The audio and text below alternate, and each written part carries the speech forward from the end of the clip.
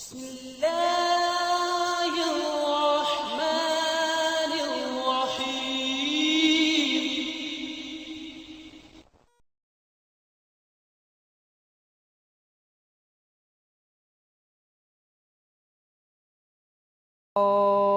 من الشيطان اللعين الرجيم. بسم الله الرحمن الرحيم. الحمد لله الذي هدانا لهذا وما كنا لنهتدي لولا أن هدانا الله لقد جاءت رسل ربنا بالحق والصلاة والسلام على رسول الثقلين محبوب المغربين والمشرقين جد الحسن والحسين أبي القاسم محمد وآل الطيبين الطاهرين المعصومين لعنة الله على أعدائهم أجمعين. أما بعد، سبحانه تبارك وتعالى في كتابه المجيد. بسم الله الرحمن الرحيم. يا أيها الذين آمنوا اتقوا الله وابتغوا إليه الوسيلة جاهدوا في سبيله لعلكم تفلحون. صلوات محمد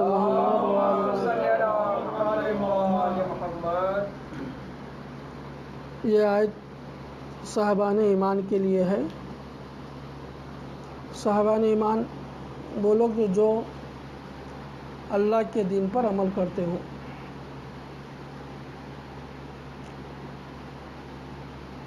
اور دین، اللہ کا دین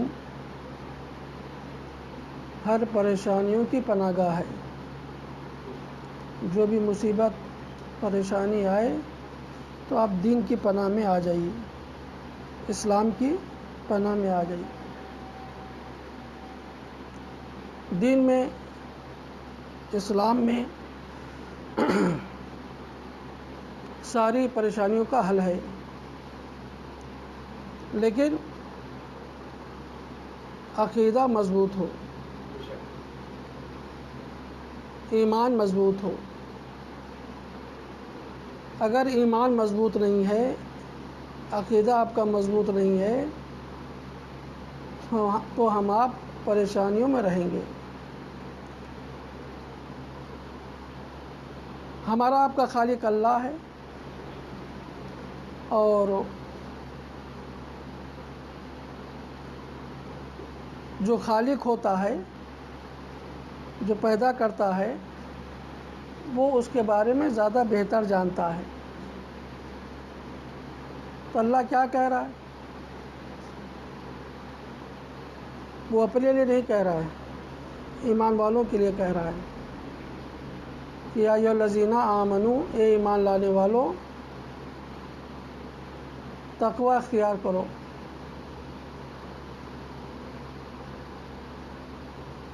میں نے بیان کیا تھا اس پہ کہ یہ تقوی ایمان کا جڑ ہے. ہر کسی کے دل میں ایمان بھی نہیں آتا ہے، اور ہر کسی کے دل میں محبت علی نہیں آتی ہے. سمجھ گئے؟ اس کے لیے پہلے آپ کسی مہمان کو بلائیں گے اپنے گھر، مثال کے طور پر، تو کوئی بڑے مہمان کو، فلاں مہمان ہمارے فلاں تاریخ کو آئیں گے، تو آپ گھر کو کتنا صاف ستھرا رکھتے ہیں پہلے سے. سب لوگ لگ جاتے ہیں، بھائی مہمان آ رہے ہیں، گھر صاف ستھرا رہنا چاہیے. ایسے ہی اگر آپ اللہ کی وحدانیت کو، رسول کی رسالت کو اور علی کی ولایت کو قبول کرنے سے پہلے آپ کا دل بھی صاف ستھرا ہو جانا چاہیے.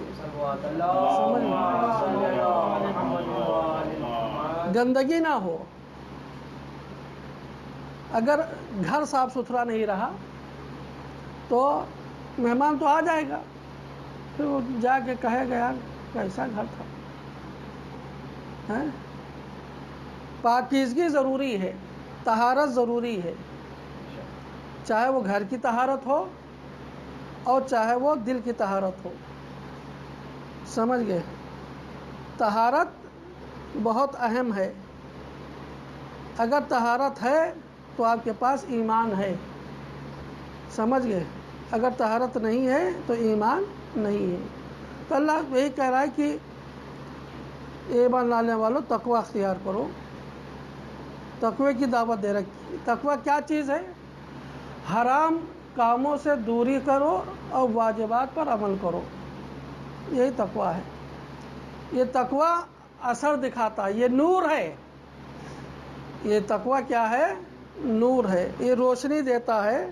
جب آپ نے دل میں تقوی آپ نے داخل کیا، دل صاف ہوا، آپ نے اللہ کی وحدانیت، رسول کی رسالت، علی کی ولایت یعنی محبت اہل بیت دل میں رکھا، تو اس کا مطلب کہ آپ کے دل میں تقوی الہی آ گیا. یہ تقوی الہی ایک نور ہے، روشنی ہے. جیسے آپ رات میں نکلے تو اگر گاڑی میں ہیڈ لائٹ نہ ہو، اندھیرا ہو، تو کیا آپ روشنی مل پائے گی؟ راستہ چل پائیں گے آپ؟ کبھی بھی آپ راستہ نہیں چل سکتے. اس کے لیے کیا چاہیے؟ چلنے کے لیے روشنی چاہیے. ایسے ہی دل کی روشنی کیا ہے؟ تقوی الہی ہے. یہ روشنی بتائے گا کہ تمہارے لیے کیا بہتر ہے. بہت سے لوگ جو ہے وہ وسیلہ بن کے آ گئے.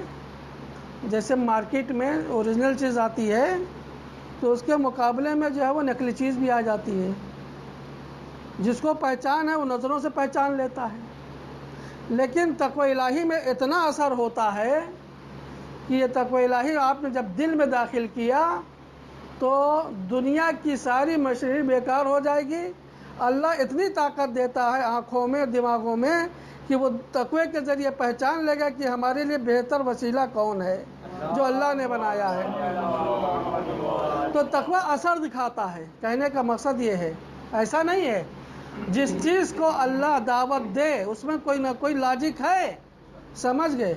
وہ لاجک پوشیدہ ہے جو ہم کو آپ کے اوپر ظاہر نہیں ہوتی. لیکن اگر اللہ کے لیے بالکل ہمارا سارا عمل اللہ کے لیے ہے تو وہ چیز آپ خود محسوس کریں گے نہیں یہ اللہ کی غیبی مدد تھی.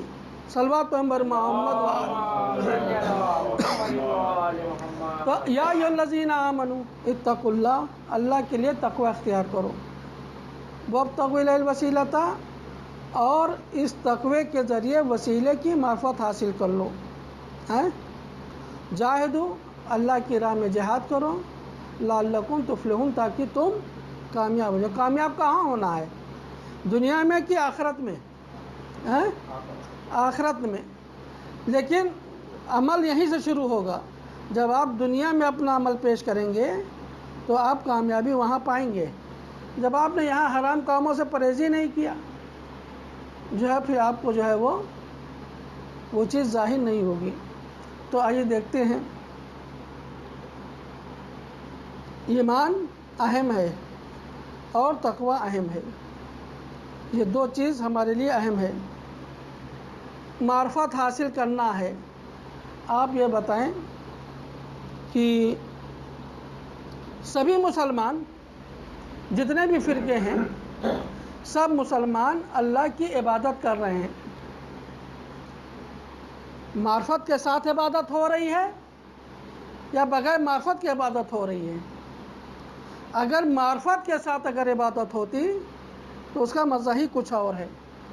اب یہ ہے کہ نہیں ہم کو محلے میں دکھانا ہے، پڑوسیوں کو دکھانا ہے، شہر میں دکھانا ہے، یہ جو ہے یہ نیت آپ کی جو ہے وہ صحیح نہیں ہے. آپ جو کام کریں وہ اللہ کے لیے کریں کہ اللہ اس عمل کو قبول کر لے.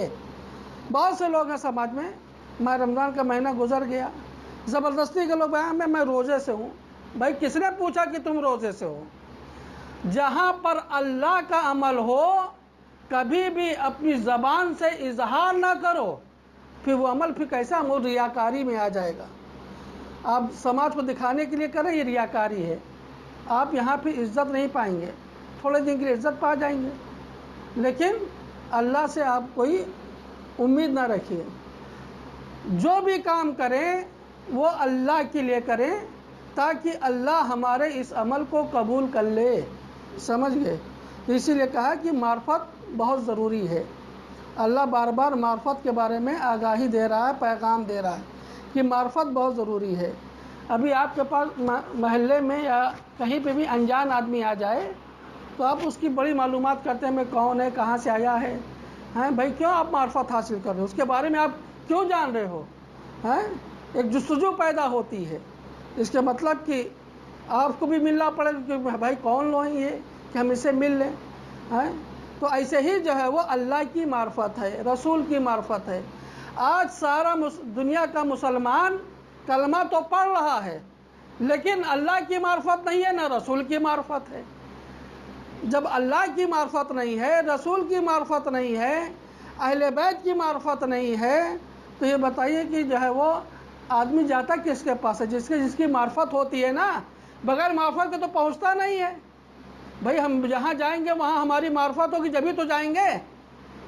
اور ایسے ہی جب ہم اللہ اور رسول اہل بیت کی معرفت حاصل کریں گے تو جب ہم آپ ان کے پاس جائیں گے اللہ کے سامنے تو یہ بتائیے کہ کیا ہم خالی ہاتھ جائیں گے؟ خالی ہاتھ جائیں گے؟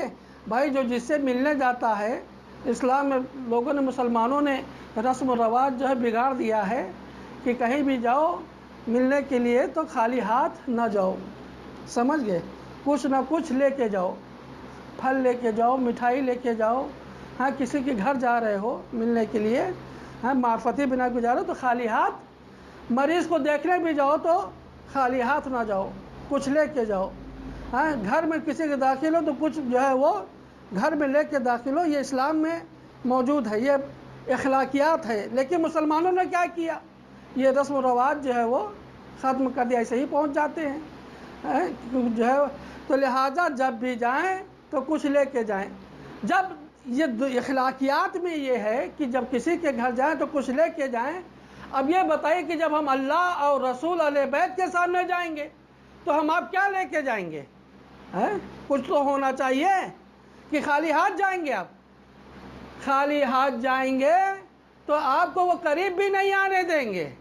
خالی وہ آپ سے دولت نہیں مانگ رہے ہیں، وہ آپ سے درہم و دینار نہیں مانگ رہے ہیں، وہ آپ سے جو ہے دنیاوی چیز نہیں مانگ رہے ہیں، بلکہ اللہ اور رسول اہل بیت آپ سے عمل مانگ رہے ہیں کہ دیکھو ہمارے پاس آنا تو عمل لے کے آنا، خالی ہاتھ نہ آنا. صلوات عمر محمد و آل محمد.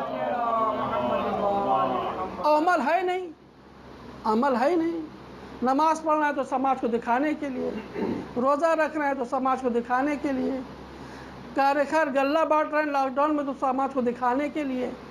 کسی کو کچھ دیا تو اس کو بتانے لگے فلاں جگہ میں نے یہ دے دیا. تو بھائی بتا کیوں رہے ہو؟ تم نے اللہ کے لیے دیا ہے کہ لوگوں کو دکھانے کے لیے دیا ہے؟ سمجھ گئے؟ تو جب اللہ کے لیے دیا ہے تو اللہ اس کا ثواب دے گا. اگر تم نے یہاں دکھانے کے لیے دیا ہے تو تم یہی دنیا میں لے لو، تم آخرت میں کیا کرو گے؟ صلوات عمر محمد و آل محمد. تو اللہ اور رسول اور اہل بیت کی ولایت بہت اہم ہے، جس سے ہمارا آپ کا ایمان محفوظ رہے گا، ایمان بچے گا. سمجھ گئے؟ تو ان کو پہچانو. یہ ہے کیا؟ مسلمان پہچانتا ہے نا عبادت پہ جٹا ہوا کہ ہمیں جنت میں جانا ہے. جتنی بھی عبادت ہو رہی ہے سب جنت کے لیے ہو رہی ہے، سب کو جنت کی تمنا ہے. اور کام کیا کون سا کرنا ہے؟ جہنم کا. ہمیں جب تم جنت کے لیے تم اتنی تمنا لیے ہو تو اسلام نے جتنا کہا ہے اتنا تم عمل کرو. سمجھ گئے؟ اگر تمہیں جنت چاہیے، پھر اگر تم اسلام کے دائرے سے باہر ہو گئے تو پھر تم جنت کے حقدار نہیں ہو. اگر جنت اگر لینا ہے تو اسلام کے دائرے میں رہو، ہاں تب تمہیں جنت مل سکتی ہے. اور جنت جو ہے کسی کی ملکیت نہیں ہے، پیسے والوں کی ملکیت نہیں ہے. بھائی آپ دیکھیں کہ پیغمبر اسلام آئے، پیغمبر اسلام نے ہم کو جنت اور جہنم کا سارا چیزیں بتا دی. رسول نے تو بتائی. آج مسلمان جتنا بھی ہے جنت اور جہنم جانتا ہے، یا جتنی عبادت کر رہا ہے، جتنا قائد سے جو کچھ بتائی رسول نے بتایا ہے. اور جتنی بھی میراث تھی، جو کچھ بھی رسول کے پاس تھا آپ یہ بتائیں کہ خود اپنی جگہ پر سوچیں کہ بانی اسلام کون ہے؟ پیغمبر اسلام ہے۔ جب بانی اسلام پیغمبر اسلام ہے تو ساری چیزیں وہ لے کے آئے دنیا میں، تو کیا اللہ رسول کو دنیا سے اٹھانے کے بعد جو لوگ ایمان لے آئے یعنی مسلمان، کیا ان مسلمانوں کو اللہ بے وارث چھوڑ دیا؟ بے وارث چھوڑا ہے؟ جو اتنا مضبوط دین اسلام، اتنا غالب دین جب آیا ہے اور رسول جب دنیا سے چلے گئے تو کیا بے وارث چھوڑ دیا کہ مسلمان جیسا چاہے ویسا عمل کرے، مولانا جو بتائیں اتنا عمل کرے؟ ایسا نہیں ہے۔ میں نے بیان کیا تھا اس سے پہلے مجلس میں کہ 1,24,000 نبی آنے کے بعد اللہ نے اہل بیت کا پہرا بیٹھالا ہے دنیا میں۔ کیوں بیٹھالا ہے؟ یہ محافظ اسلام ہیں، یہ محافظ قرآن ہیں۔ کون؟ اہل بیت۔ یہ محافظ دین ہیں، یہ محافظ انسانیت ہیں۔ اب جو کچھ بھی رسول سے جو لیتے تھے، اب آؤ تم اہل بیت کے پاس، در اہل بیت پہ آؤ اور ان سے لو، اس لیے کہ رسول نے خود کہا ہے، پیغمبر اسلام نے، دیکھو جتنی بھی ہماری ملکیت ہے، چاہے وہ ہمارے دنیاوی دولت ہو، جو کچھ بھی جائیداد تھی، یا جو آخرت کی جو کچھ بھی دولت ہو، وہ سب کس کے حوالے کیا پیغمبر اسلام نے؟ کسی صحابی کو نہیں دیا ہے۔ بھائی ملکیت آپ کس کو دیں گے؟ اپنی اولاد کو دیں گے، اپنے گھر والوں کو دیں گے کہ دوست احباب کو دیں گے؟ بھائی گھر ہی والوں کو دے دیں گے۔ اللہ نے بھی کہا کہ رسول جو کچھ بھی تمہاری پاس دولت ہے وہ جو ہے وہ تم اہل بیت کے حوالے کر دو۔ اب یہ بتائیں کہ جتنی بھی ملکیت ہے وہ سب اہل بیت کے حوالے کر دی کہ اب جو کچھ بھی لینا ہو تم ان سے لو۔ جنت لینا ہو تو در اہل بیت پہ آؤ، دین لینا ہو تو در اہل بیت پہ آؤ، ساری مشکلوں کا حل اگر تمہیں چاہیے تو در اہل بیت پہ آؤ۔ صلوات پیغمبر محمد و آل محمد۔ لیکن ہم آپ کیا کرتے ہیں؟ وہاں مزار پہ چلے گئے، وہاں مزار پہ چلے گئے۔ ہم آپ رسول کی بات نہیں مان رہے ہیں۔ لوگوں نے بتا دیا فلاں بابا کے ہاں بڑی مراد پوری ہوتی ہے، پتہ چلا وہاں پہنچ گئے پھول چڑھانے کے لیے، دعا مانگنے کے لیے۔ کچھ نہیں، کسی نے بتا دیا کنویں میں جنات رہتے ہیں، وہاں جا کے چڑھانے لگے۔ تو یہ بتائیے کہ مسلمانوں کا ایمان کمزور ہے کہ نہیں کمزور ہے؟ جہاں بتایا وہاں دوڑ پڑے، مزار پہ دوڑ پڑے، کنویں میں دوڑ پڑے، یہاں تک کہ لوگ مندروں میں جانے لگے، پتہ چلا کہ جو کچھ ملے گا وہاں سے ملے گا۔ ہمیں پھر یہ کیسا ایمان ہے؟ اس کا مطلب کہ تمہیں رسول کی بات پہ یقین نہیں ہے۔ تم رسول کی بات پر یقین کرو، یہی تمہارا ایمان ہے۔ سمجھ گئے؟ جو ہمارے نبی نے کہا ہے، کہیں نبی نے کہا تو بتائیں کہ جاؤ فلاں جگہ مزار پہ چلے جاؤ۔ نبی نے مزاروں کے بارے میں نہیں کہا، نبی نے اہل بیت کے بارے میں کہا۔ آج یہ جتنے بھی یہ پیر ہیں ہندوستان میں، چاہے وہ خواجہ اجمیری ہوں، ان سب کا در جو ہے وہ در اہل بیت سے جڑتا ہے، یہ وہاں سے لیتے ہیں۔ اگر ہم آپ بھی ڈائریکٹ وہاں پہنچ جائیں تو ہم بھی وہیں سے لیں گے۔ یہ جو کچھ بھی ملا وہاں در اہلی سے ملا ہے، سمجھ گئے؟ تو لہٰذا ہم کو اور آپ کو در اہل بیت چھوڑ کر اور کسی در پہ نہیں جانا چاہیے۔ ہاں یہ ہے کہ آپ اگر پہنچے ہوئے پیر ہیں تو آپ ان کے لیے قرآن پڑھ دیجئے، آپ ان کے لیے فاتحہ مانگ لیجئے، فاتحہ پڑھ دیجئے، جا کے دعا مانگ لیجئے، جو لیکن ملے گا انہی کے توسل سے، در علی سے، سمجھ گئے؟ تو لہٰذا ہماری آپ کے لیے ضروری یہ ہے کہ ہم معرفت اہل بیت کو حاصل کریں، معرفت رسول کو حاصل کریں، معرفت خدا کو حاصل کریں۔ صلوات پیغمبر محمد و آل محمد۔ تو ابھی ہم نے بیان کیا کہ ہمارا آپ کا خالق اللہ ہے، جو پیدا کرتا ہے وہ زیادہ اس کے بارے میں جانتا ہے۔ جیسے آپ کے ہاتھ میں، سب کے ہاتھ میں موبائل ہے،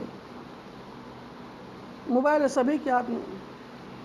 آپ مارکیٹ میں کوئی بھی چیز لینے جائیں گے، الیکٹرک سامان، تو آپ کو جو ہے وہ جب الیکٹرک سامان خریدیں گے تو اس کے ساتھ آپ کو ایک بک ملے گی۔ بھائی ایک کتاب کیوں مل رہی ہے آپ کو؟ آپ کو یہ کتاب کیوں مل رہی ہے؟ اس لیے مل رہی ہے کہ دیکھو اس کتاب کو پہلے پڑھ لو، اور اس کے بعد پھر تم اس کو سمجھو کیسے یہ چلے گا، کیسے اس کو استعمال کرنا ہے، کیسے اس کو رکھنا ہے۔ یہ کس نے بک دیا؟ الیکٹرک جو ہیں کارخانے وہ لوگ بناتے ہیں تو کتنا بک دیتے، موبائل، یا آپ مشین لے لیں، واشنگ مشین لے لیں، یا آپ جو ہے فریج لے لیں، یا آپ اے سی لے لیں، موٹر سائیکل لے لیں، گاڑی لے لیں، ہاں تو اس میں ساری چیزیں جو ہے وہ بنی ہوتی ہیں کہ کیسے اس کو استعمال کرنا، کیسے اس کو رکھنا ہے۔ اگر اس کتاب کے خلاف اگر ہم نے کوئی کام کیا، کوئی نہ کوئی چیز اس میں بگڑ جائے گی، سمجھ گئے، پھر زیادہ دن وہ زندہ چلے گی نہیں، خراب ہو جائے گی۔ تو جب ایک دنیا کا نظام یہ ہے، ایک انسان کا دماغ یہ ہے کہ جب ہم مارکیٹ میں کوئی چیز اتاریں تو اس کے ساتھ ایک کتاب پیش کریں، اس کتاب کو پڑھ کے لوگ اس کو استعمال کریں، تو ایسے ہی اللہ نے جب ہم کو اور آپ کو پیدا کیا ہے تو ہمارے آپ کے نظام کو چلانے کے لیے اللہ نے نبی کو بھیجا، امام کو بھیجا، پھر اس کے بعد اللہ نے قرآن کو بھیجا کہ دیکھو جو کچھ بھی تمہیں لینا ہے تمہیں نبی اور امام اور قرآن کے ذریعے لینا ہے۔ اگر تم اس کے ذریعے عمل کرو گے تو تمہارا ایمان بھی محفوظ رہے گا، تمہارا دین بھی محفوظ رہے گا، تم ہمارے نزدیک سرخرو بھی رہو گے، اور تم صحیح سالم دنیا سے آخرت تک آ جاؤ گے۔ صلوات عمر محمد و آل محمد۔ لیکن مسلمانوں نے اس کو لیا نہیں، بھاگ رہا جدھر جس کا جو مرضی ہے وہ بھاگ رہا ہے کہ ہم کو جو ہے جو جیسا بتا دے ویسا عمل کریں۔ اس کے مطلب کہ مسلمانوں کا عقیدہ کمزور ہے۔ یہ عقیدے کی کمزوری ہے کہ آج مسلمان دنیا میں رسوا ہو رہا ہے، سمجھ گئے؟ یہ عقیدے کی کمزوری ہے، ہمارا آپ کا ایمان نہیں رہا، جدھر بھاگے ادھر بھاگنے لگے، جدھر جس نے بہکا دیا، سمجھ گئے؟ ہم کو اللہ اور رسول اور در اہل بیت کے علاوہ کسی کے در پہ نہیں جانا چاہیے۔ اب آئیے دیکھتے ہیں کہ 1,24,000 نبی آئے، آنے کے بعد ایک اس میں جناب سلیمان بھی نبی تھے۔ جناب سلیمان ایسے نبی تھے کہ انہوں نے خدا سے دعا مانگی کہ میرے معبود ہم کو ایسی حکومت دے دے، ایسی سلطنت دے دے کہ میں حیوانوں کی بھی زبان سمجھوں، پرندوں کی زبان سمجھوں، جناتوں کی بھی زبان سمجھوں، انسانوں کی بھی زبان سمجھوں۔ یہ دعا مانگی جناب سلیمان نے۔ اللہ نے جو ہے وہ جناب سلیمان کو دے دیا، حکومت دے دی۔ اب جہاں پر بھی جناب سلیمان جاتے تھے وہ سب کی زبان سمجھتے تھے، انسانوں کو بھی، پرندوں کو بھی، حیوانوں کو بھی، انسانوں سب کی زبان سمجھتے تھے۔ تو کیسے جاتے تھے جناب؟ ان کے جب وہ آگے رہتے تھے تو ان کے ساتھ آہو لشکر چلتا تھا، جناتوں کا بھی لشکر ہے، انسانوں کا بھی لشکر ہے، حیوانوں کو بھی لشکر ہے، اور پرندوں کا بھی لشکر ہے۔ پرندے سایہ کیے رہتے تھے، پرندے سایہ کیے تھے کہ ہمارا بادشاہ ہے، ان کے اوپر دھوپ نہ پڑنے پائے، سمجھ گئے؟ جیسے بادشاہ کے سر پہ چھتری رہتی تھی ویسے جناب سلیمان کے سر پہ پرندے سایہ کیے رہتے تھے۔ جب جا رہے تھے سلیمان اپنی رعایا کو، اپنی حکومت کو دیکھنے کے لیے، تو پرندے سایہ کیے ہوئے تھے، سمجھ گئے؟ تو ہدہد ایک چھوٹا سا پرندہ وہ ہٹ گیا، ہدہد ہٹ گیا۔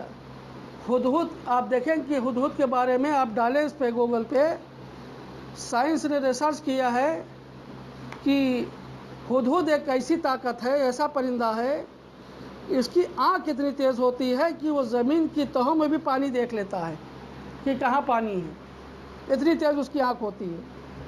ہدہد ہٹ گیا جناب سلیمان کے سر سے۔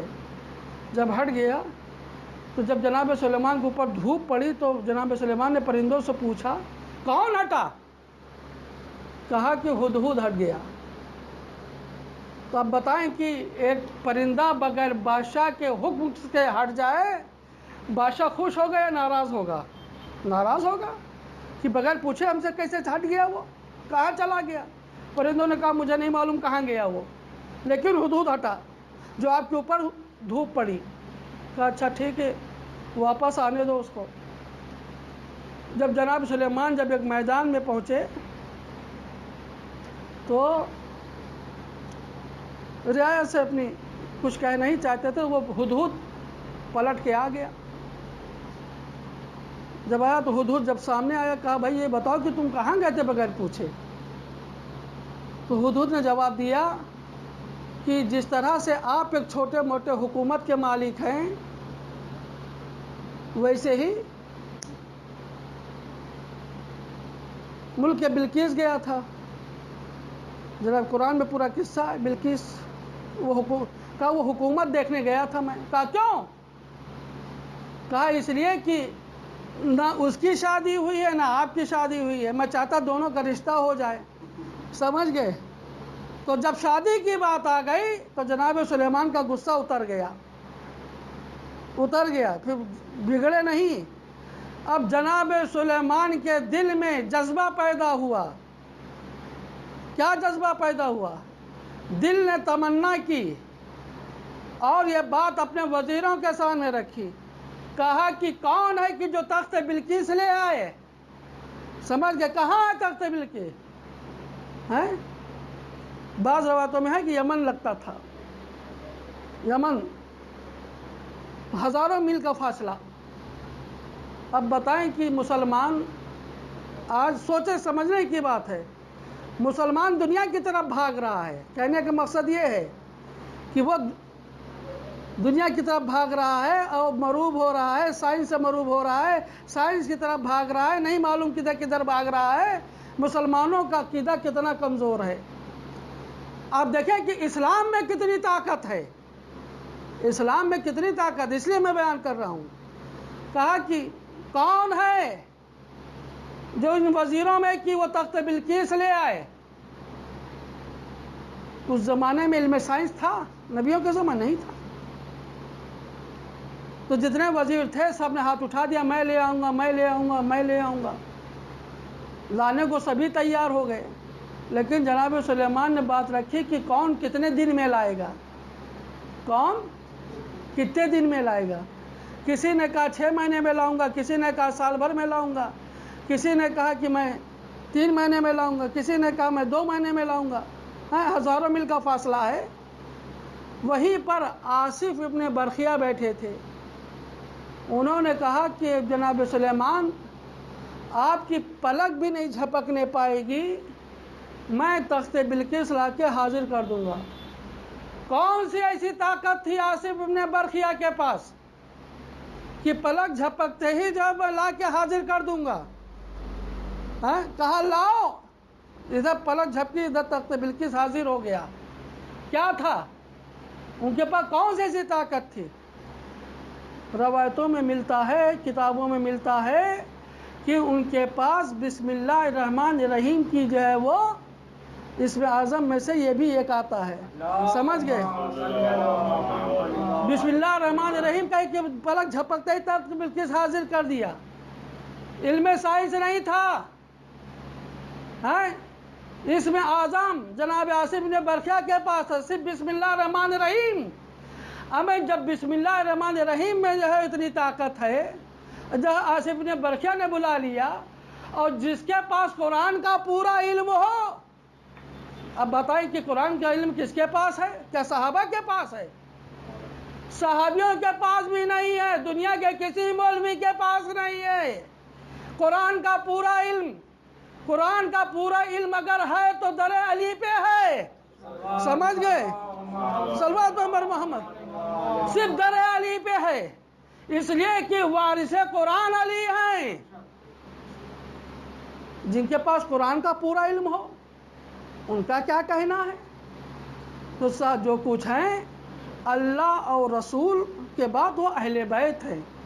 جو کچھ بھی مانگنا ہو، بجائے اتنا بازاروں میں پیسہ خرچ کر کے آپ مرکز پہ جائیے، در علی پہ جائیے، مدینے جائیے، در رسول پہ جائیے، در نجف پہ جائیے، کربلا جائیے، سمجھئے وہاں مانگیے. سمجھئے کیا مزاروں میں گھومتے پھرتے ہیں لوگ، جہاں پایا قوالی کر لیا، جہاں پایا فاتحہ پایا. تو یہ سب اسلام کی عقیدے کی کمزوری ہے کہ ہمارا آپ کا عقیدہ اتنا کمزور ہو گیا ہے مسلمانوں کا کہ رسول کی بات کو جو ہے وہ بھلا بیٹھا ہے. اور رسول نے کہا کہ جو کچھ بھی مانگنا ہو ان سے مانگو. بھائی سنی اور شیعہ کی کتابوں میں یہ حدیث موجود ہے کہ میں تمہارے درمیان 2 وزنی چیزیں چھوڑے جا رہا ہوں، ایک قرآن ہے، دوسرے اہل بیت، جو کچھ بھی لینا ہو ان سے لے لو. ایسے رسول نے یا اللہ نے مسلمانوں کو بے وارث نہیں چھوڑا ہے، انہوں نے جو ہے وہ دیا ہے، وارث بنایا ہے کہ دیکھو یہ ان سے لو. تو بہرحال تو جناب سلیمان کا آخری وقت تھا. میں نے بیان کیا تھا کہ وہ آؤ لشکر کے ساتھ نکلتے تھے. دیکھیں کہ کہنے کا مقصد یہ ہے کہ در اہل بیت میں اللہ نے کتنی طاقت رکھی ہے. رسول کے بعد، ہمارے نبی کے بعد جو سب سے اہم در جو ہے وہ در اہل بیت ہے، اس لیے کہ خود جو ہے وہ اللہ نے ان کی معرفت کرائی ہے. انما ولیکم اللہ ورسولہ والذین آمنوا یقیمون الصلاۃ ویؤتون الزکاۃ وہم راکعون. تمہارا ولی کون ہے؟ انما ولیکم اللہ. تمہارا ولی کون ہے؟ اللہ ہے. قرآن کی آیت ہے. تمہارا ولی کون ہے؟ ولی کا مطلب سمجھے؟ سرپرست، نگہبان، یا اللہ ہے یا رسول ہیں. اور وہ تمہارا جو ہے وہ ولی ہے کہ جس نے حالت رکوع میں جو ہے وہ زکوٰۃ دی ہو. اگر ہم آپ حالت رکوع میں زکوٰۃ دے دے کسی فقیر کو یا آ جائے تو ہماری آپ کی نماز نہیں ہوئی ہے، نماز میں خلل پڑا. لیکن آپ تاریخ اٹھا کر دیکھیں کہ حالت رکوع میں زکوٰۃ کس نے دی ہے اور کہاں پہ دی ہے، کس موقع پہ دی ہے. اور یہ حالت رکوع میں زکوٰۃ دینے کا نتیجہ یہ ہوا کہ جو ہے وہ اللہ نے جو ہے ان کے لیے سند بھیج دی. یہی آیت کہ ایسے بندے بھی ہیں کہ جو حالت رکوع میں زکوٰۃ دیتے ہیں. مدینے کا واقعہ تھا، مسجد کا. سارے صحابی موجود تھے، سارے صحابی موجود تھے. تو جب حضرت علی نے نماز پڑھ رہے تھے تو مسجد میں سائل آیا. سائل تو گھر پہ آنا چاہیے نا، بھائی کوئی فقیر آئے تو گھر پہ آتا ہے، لیکن وہ کہاں پہنچا؟ مسجد کے اندر پہنچا. کہا ہے کوئی بندہ کہ جو ہمیں کچھ دے؟ تو جو ہے وہ سب تو اپنی نمازوں میں مصروف تھے نا. مولا علی بھی، حضرت علی بھی اپنی نماز میں مصروف تھے. لیکن ہماری آپ کی نماز میں اور اہل بیت کی نماز میں بڑا فرق ہوتا ہے. ہمارے آپ کے خیالات تو کہیں کہیں جا سکتے ہیں، لیکن ان کے خیالات ادھر ادھر نہیں جاتے. سمجھ ہر نماز میں تھے. جب سائل نے دیکھا کہ کوئی کچھ نہیں دیا، واپس جا رہا تھا کہ یہ میرے معبود گواہ رہنا، میں تیرے در سے، تیرے گھر سے خالی ہاتھ واپس جا رہا ہوں. جب واپس ہونے لگا تو حضرت علی نے ہاتھ بڑھا دیا. سائل نے انگوٹھی اتار لی. وہ کس کی انگوٹھی تھی؟ وہ جناب سلیمان کی تھی. مجلس بڑی ہو جائے گی. اتار لیا، چلا گیا. وہاں پر رسول اللہ نہیں تھے، رسول اللہ کہیں اور تھے. آیت کس کے اوپر اترتی ہے؟ رسول کے اوپر. جب زکوٰۃ انگوٹھی دے دی تو اللہ نے یہ آیت بھیج دی رسول کے پاس. تو آئے وہ جہاں پہ سارے صحابی تھے، مولا تھے. تو مولا نے پوچھا کہ رسول نے کہ آج یہاں کوئی واقعہ ہوا ہے؟ تو لوگوں نے موقع دیکھا کہ آج تو حضرت علی کو ڈانٹ کھلوانا ہے پیغمبر اسلام سے، رسول سے، آج بتا دیں کہ جو ہے وہ علی نے جو ہے وہ حالت رکوع میں جو ہے وہ انگوٹھی دے دی۔ آگے سب نے بتایا تو رسول نے کہا اچھا ہوا، تبھی تو اللہ نے آیت بھیجی ہے، سمجھ گئے۔ تو بہرحال کہنے کا مقصد یہ ہے کہ لوگوں نے علی کے مقابلے میں کہ جب علی کے پاس آیت اتر سکتی ہے تو رسول کے کچھ ایسے بھی صحابی تھے کہ وہ سوچتے تھے کہ ہمارے پاس بھی آیت اترے گی، لا ہم بھی حالت رکوع میں زکوٰۃ دیں۔ بھائی حسد ہوتا ہے نا، انسان کے دل میں حسد ہوتا ہے، تو کہا کہ جب علی کے لیے آیت اتر سکتی ہے تو کیا ہمارے لیے کیوں نہیں آیت اتر سکتی؟ تو جتنے بھی صحابی تھے وہ بھی حالت رکوع میں انگوٹھی دینے لگے، زکوٰۃ دینے لگے۔ ان کے لیے کوئی آیت نہیں اتری، اس لیے کہ تم اس نیت سے دے رہے ہو کہ میں علی کے مقابلے میں کھڑا ہو جاؤں، سمجھ گئے۔ علی نے جو دیا تھا وہ اللہ کی راہ میں دیا تھا، اس لیے کہ اللہ جو عبادت نہیں دیکھتا ہے بلکہ نیت دیکھتا ہے۔ صلوات محمد و آل محمد۔ نیت دیکھتا ہے کہ تم کس نیت سے کار خیر کر رہے ہو، سمجھ گئے۔ تو لہٰذا جب بھی عبادت کریں تو ہماری آپ کی نیت اچھی ہونی چاہیے، جب بھی کار خیر کریں تو نیت اچھی ہونی چاہیے، جب بھی کوئی اچھا عمل کریں تو نیت اچھی ہونی چاہیے۔ یہ نہیں کہ ہم سماج کو دکھائیں، لوگوں کو بتائیں، تو اس کے مطلب آپ کی نیت نہیں اچھی۔ بہرحال تفصیل بڑی ہو گئی۔ جناب سلیمان لے کے نکلے پھر اپنا لاہو لشکر۔ جب سارا جو ہے وہ جناتوں کا لشکر، انسانوں کا لشکر، پرندوں کا لشکر کو حکم ہوا کہ سب لوگ بیٹھ جاؤ، سب بیٹھ گئے، سب اپنی اپنی جگہ پہ۔ جناب سلیمان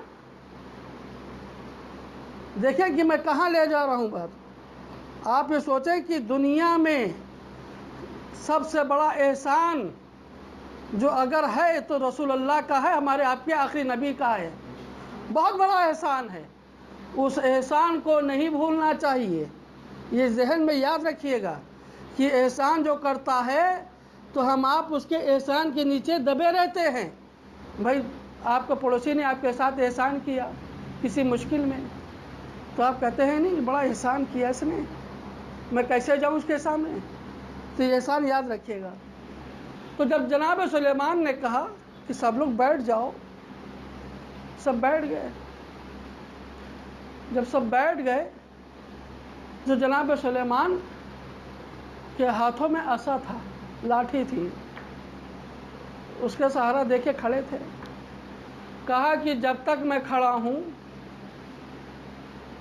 کسی میں یہ جرأت نہ ہو کہ وہ ہمارے مقابلے میں کھڑا ہو جائے، بیٹھے رہنا جب تک میں کھڑا رہوں گا۔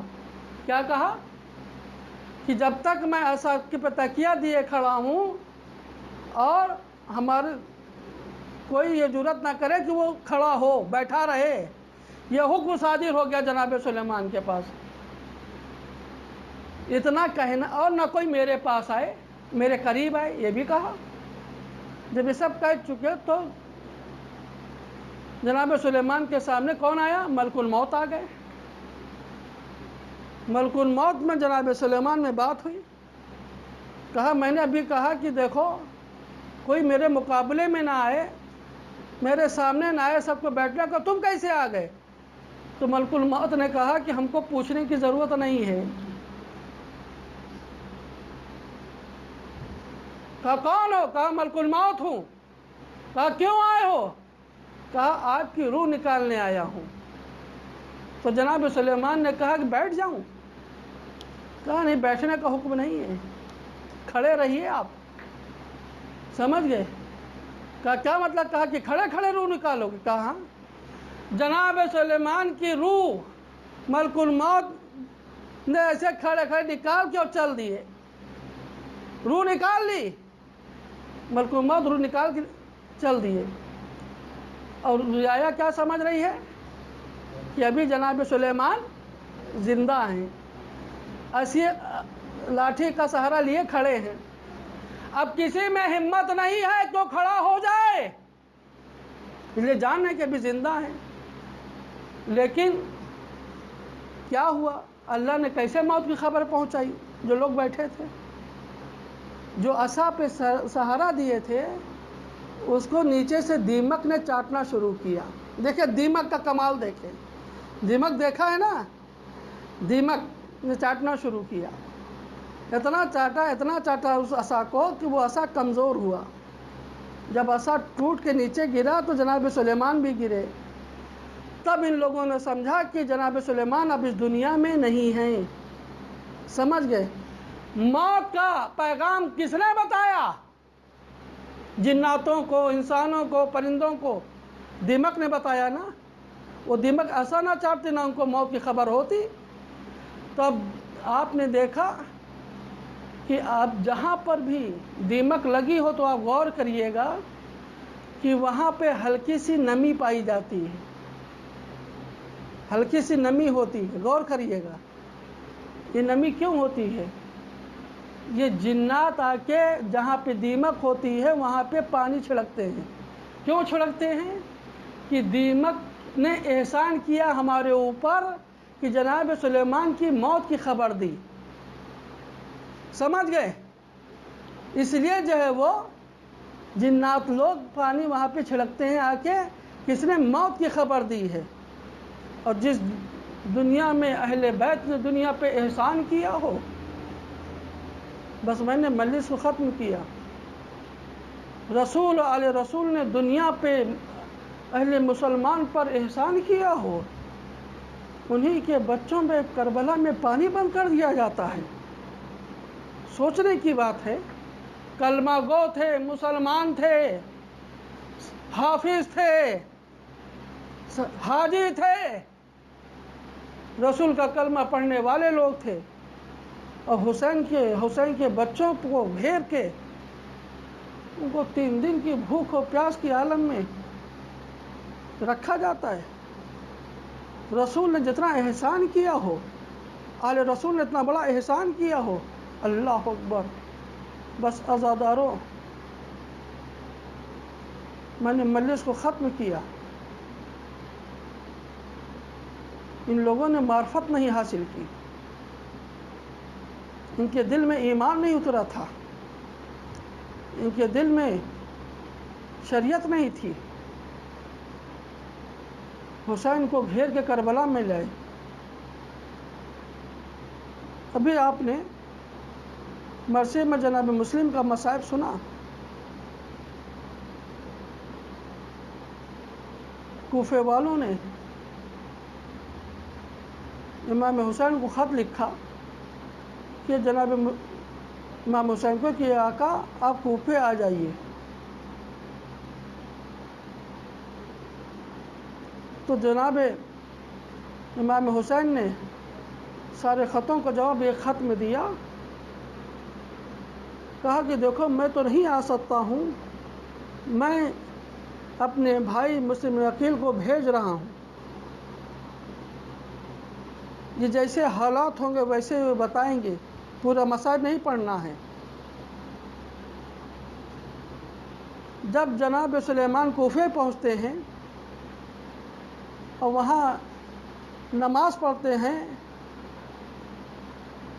اور جب نماز ختم ہوئی تو پیچھے مڑ کے دیکھا تو کوئی بھی نظر نہیں آیا، کوئی بھی نظر نہیں آئی۔ یہ بتائیں کہ کیسے کلمہ گو تھے، کہ رسول آل رسول کو کیسے لوگوں نے دغا دیا، کیسے دھوکہ دیا، کوئی مدد کو نہیں آیا۔ جناب مسلم بے یار و مددگار کوفے میں پھرتے رہے، چھپتے رہے، پیاس کی عالم تھی، شدت بڑھ چکی تھی، تو کیا دیکھا کہ ایک ضعیفہ ہے کہ جو دروازہ بند کر رہی ہے۔ جلدی سے جناب مسلم عقیل پہنچے اور جا کے اس ضعیفہ سے کہا ہو سکے تو مجھے ایک گلاس، ایک کوزہ پانی دے دو۔ وہ ضعیفہ گئی، پانی لے کے آئی۔ اب جب پانی پی چکے جناب مسلم عقیل کہا کہ یہ شخص تو کون ہے؟ زمانہ بڑا پرآشوب ہے، آخر اپنی جتنی جلدی ہو یہاں سے چلا جا۔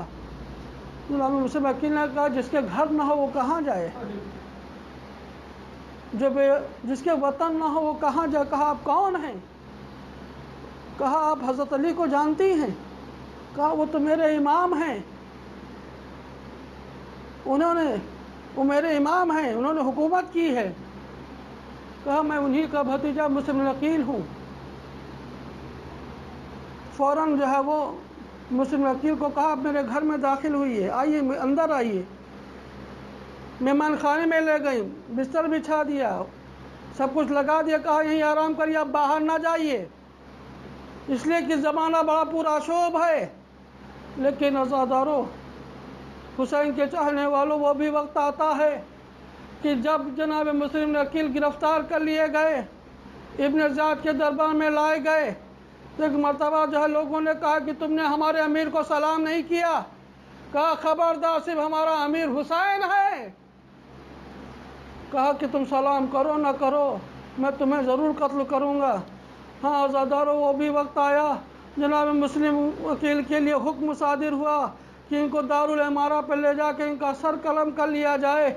ہاں عزادارو، ادھر امام حسین علیہ السلام کو اپنے بھائی مسلم عقیل کو بڑی جو ہے فکر تھی کہ میرا بھائی مسلم کوفے گیا ہے، اب کوئی حالات نہیں معلوم پڑ رہے ہیں۔ ہر کوفے سے آنے والوں سے راستے میں پوچھتے تھے امام حسین کہ یہ بتاؤ کہ کوفے کے کیا حالات ہیں، تو کوئی بتانے کو تیار نہیں رہتا تھا۔ آزادارو، وہ بھی وقت آیا، ایک مرتبہ ایک ضعیف جو ہے کوفے سے باہر نکل کے اسی راستے سے نکل رہا تھا، تو امام حسین نے اس شخص کو بلایا، کہا یہ شخص کو میرے قریب آ کے پوچھا کہ یہ بتاؤ کہ تم کوفے کی کوئی خبر ہے، میرے بھائی مسلم کی کوئی خبر ہے؟ کہا کہ آقا، ارے میں آپ یہاں تو خیمہ لگا ہے، آپ تھوڑی دور چلیے، میں آپ کو بتاتا ہوں کوفے کے کیا حال ہیں۔ بس خیمے سے تھوڑی دور لے کے گیا، کہا کہ اے آقا، ارے جب میں کوفے سے چلا تھا تو جناب مسلم عقیل کے جسم مبارک میں رسیاں باندھ کر ان کے جو کوفے کی روڈوں پہ گھسیٹا جا رہا تھا۔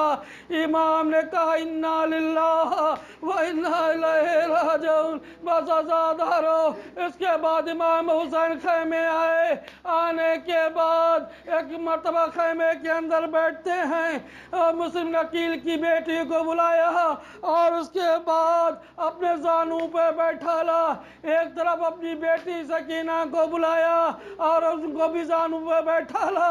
اس کے بعد کیا جناب مسلم عقیل کی بیٹی کے سر پہ ہاتھ پھیرنے لگے۔ ارے جناب مسلم کی بیٹی اتنا جو ہے ذہین تھی، کہا کہ اے چچا، آپ تو اس طرح سے ہاتھ پھیر رہے ہیں کہ جیسے میں یتیم ہو گئی ہوں۔ کہا کہ ہاں بیٹی، ارے تیرے بابا ارے کوفے میں مارے گئے، اب تمہارے بابا اس دنیا میں نہیں ہیں اور اس دنیا سے وہ شہید ہو چکے ہیں۔ انا للہ و انا الیہ راجعون۔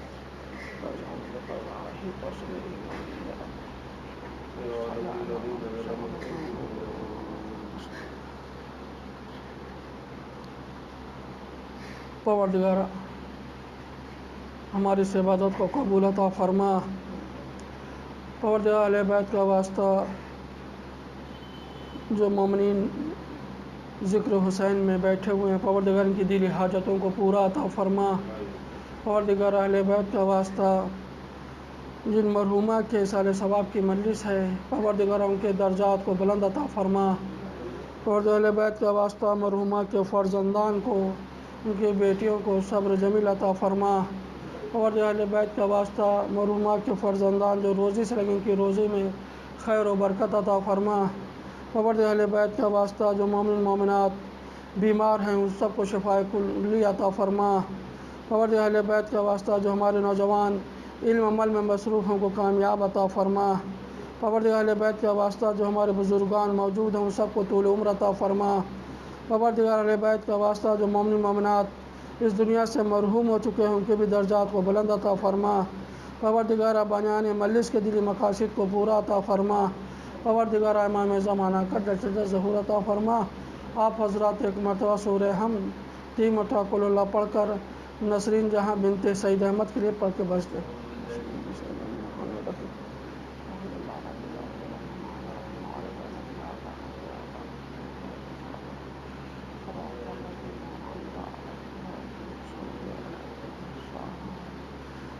بسم